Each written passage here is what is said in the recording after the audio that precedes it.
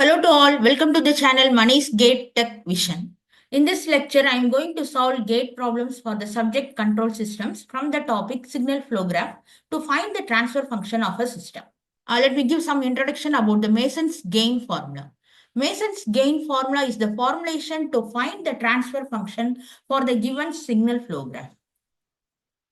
So this is the formulation. Transfer function equal to C by R, which is equal to 1 by delta summation Pk del K. Let me define the terms where delta equal to 1 minus sum of individual loop gains plus sum of gain product of all the combinations of two non-touching loops minus sum of gain product of all the combinations of three non-touching loops plus it will be continued further for the signal flow graph where k equal to number of forward paths and pk equal to forward path gain of kth forward path. And then delta k equal to delta for the part of the graph which is not touching kth forward path. For example, if for a signal flow graph there are two forward paths means we need to find P1 and delta 1 and then P2 and delta 2. So P1 is the forward path gain of first forward path and then delta 1 is the delta for the part of the graph which is not touching first forward path. Delta 2 means delta for the part of the graph which is not touching second forward path. So for each forward path, we need to find the delta part. So that is the meaning. So thus we can find the transfer function using this formulation. Let me start solving the gate problems. The problems taken from the gate prepper.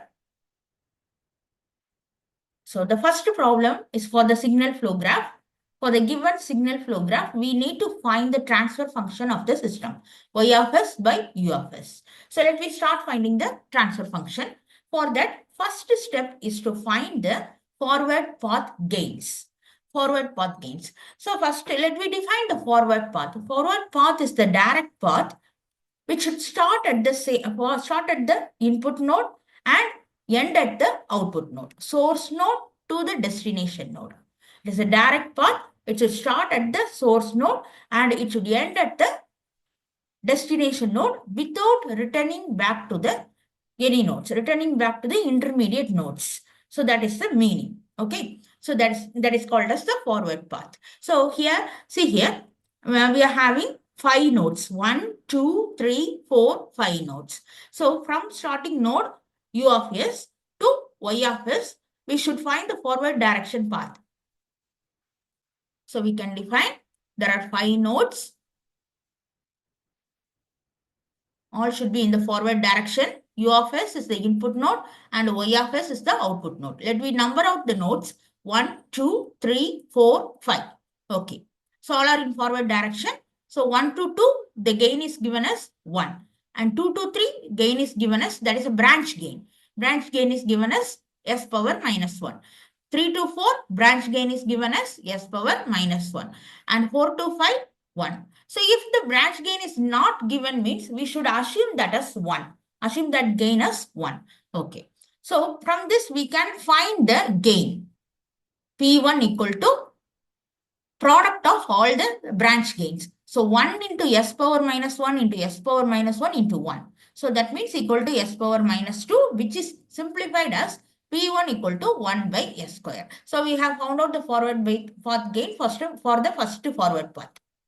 And then next one, second forward path, it includes the curved branch. Okay, from first node to second node, third node.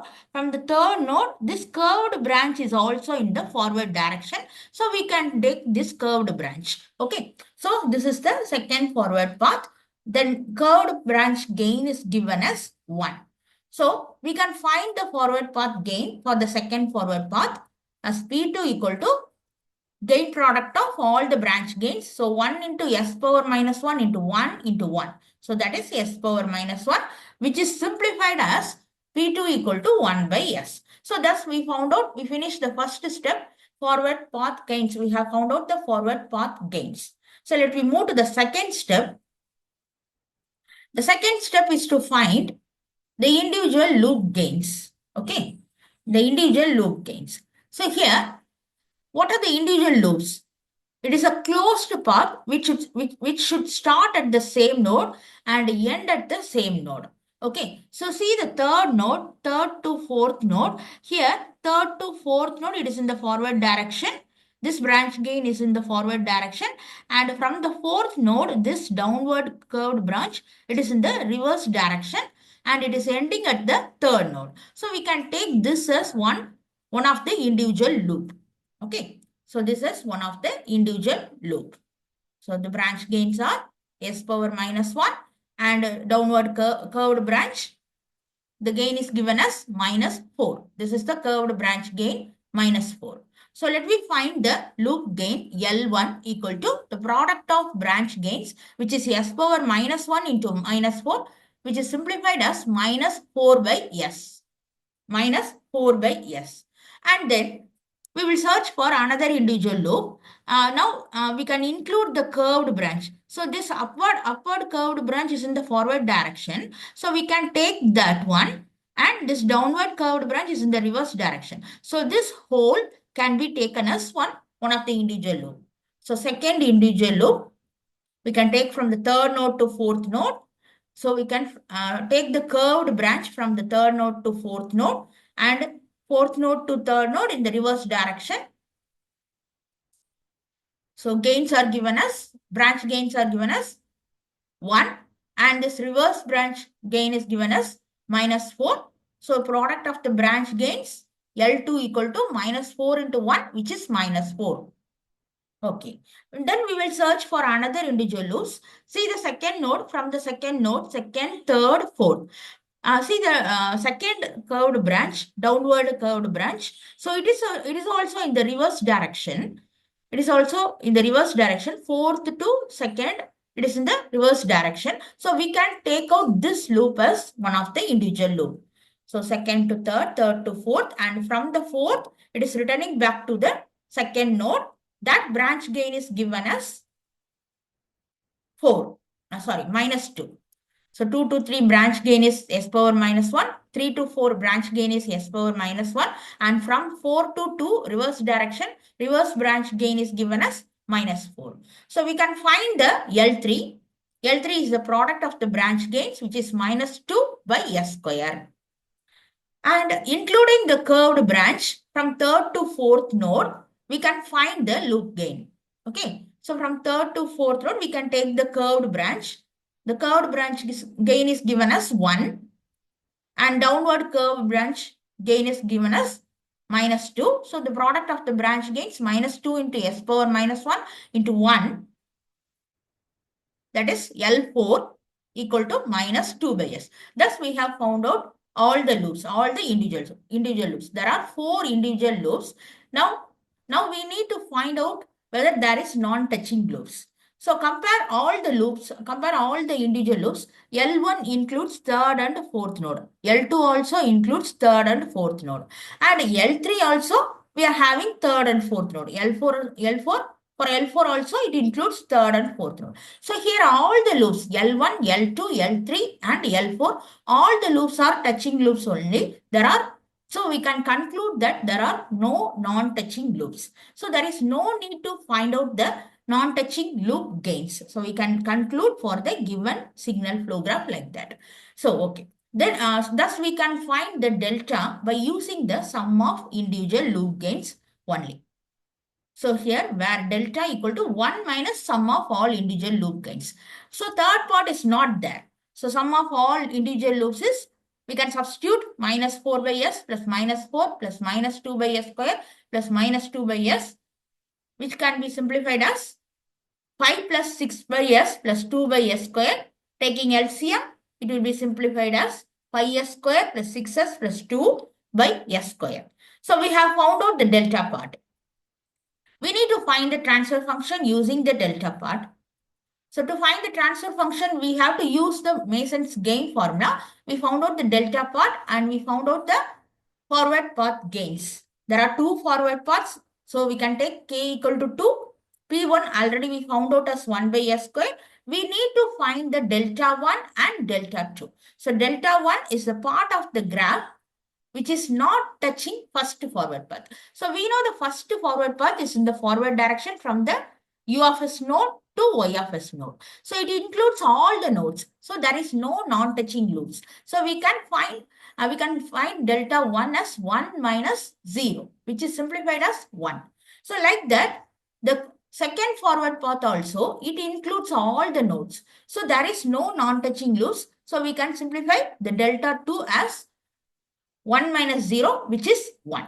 Now we can substitute in the Mason's gain formula, y by u equal to 1 by delta summation of P1 del 1 and P2 del 2. So in the numerator, summation of forward path gains, which is 1 by s square plus 1 by s. In the denominator, delta part, already we found out in the previous slide. So 5s square plus 6s plus 2 by s square. So taking LCM as s square and it will get cancelled. And here it will be simplified as transfer function equal to y by u, which is simplified as s plus 1 by 5s square plus 6s plus 2. Okay. So we'll see the options. We will see the options. S plus 1 by 5s square plus 6s plus 2. See the options? The option A is the correct one for the signal flow graph.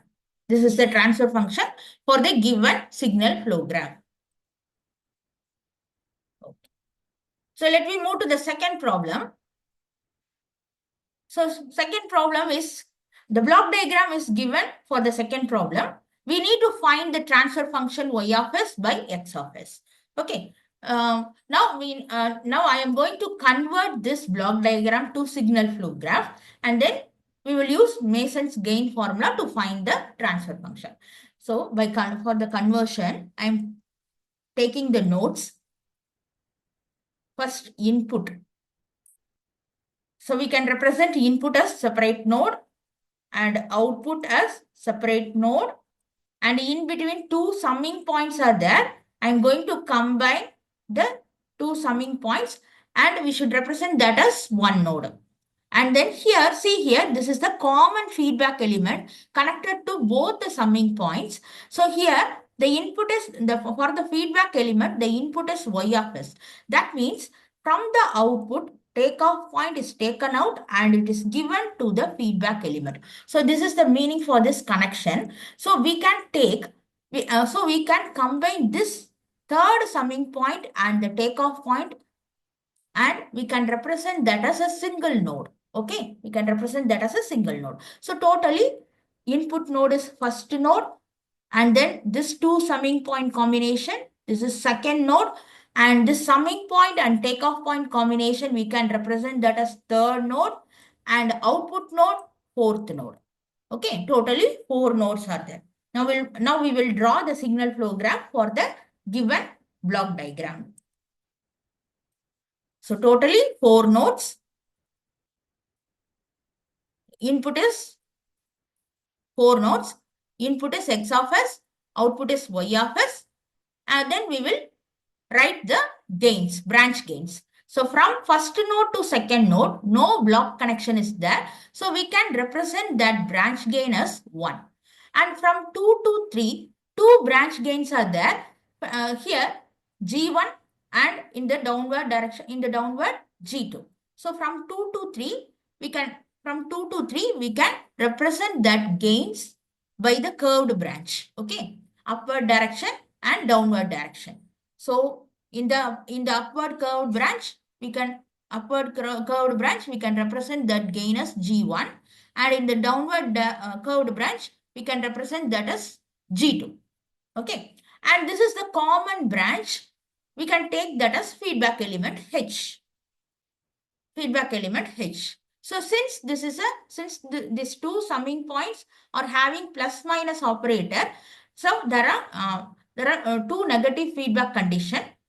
So we can represent that feedback gain element as minus H. Two are the negative feedback elements, negative feedback connection.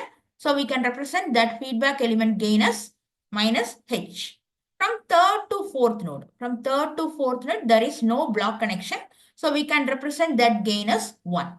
Okay, so this is the signal flow graph for the given block diagram. From this signal flow graph, we can find the transfer function easily. Step 1 is to find forward path gains. So what are the forward path? We can find easily from 1 to 2, and here it is in the reverse direction. So we can go for the curved branch.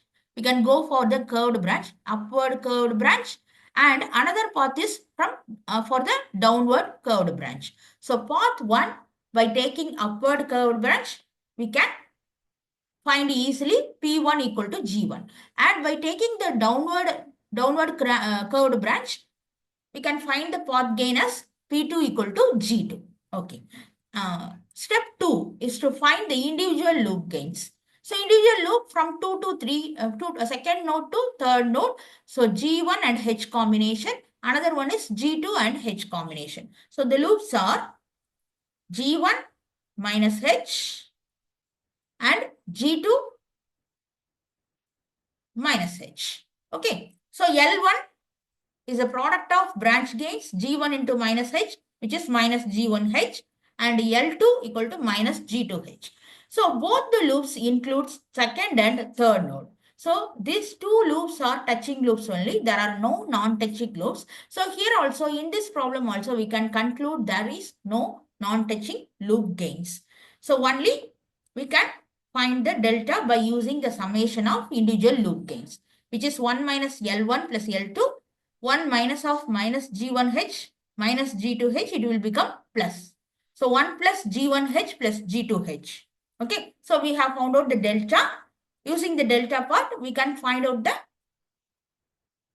transfer function. So del 1 equal to delta 1. Delta 1 is a part of the graph which is not touching the first forward path. So here, first forward path also include all the nodes. So we can conclude that delta 1 as 1. 1 minus 0, which is simplified as 1. And for the second forward path also, it includes all the nodes. So for the second forward path also, delta 2 equal to 1 minus 0, which is 1. Okay. Using that, we can find the transfer function by using the Mason's gain formula. By substituting the forward path gains in the numerator G1 plus G2, and in the denominator the delta part can be substituted 1 plus G1H plus G2H. So in the denominator part we can take H as common. So this will be simplified as G1 plus G2 by 1 plus H into G1 plus G2. So see the options. Option C is the correct one for the given problem. So thus we solved 2 gate problems in this lecture. This is Mani's Gate Tech Vision. This is the channel for engineering lectures. You can subscribe to the channel. Thank you very much for watching the video. If any queries means you can mail me. My mail ID is dmanilecture@gmail.com. Thank you very much.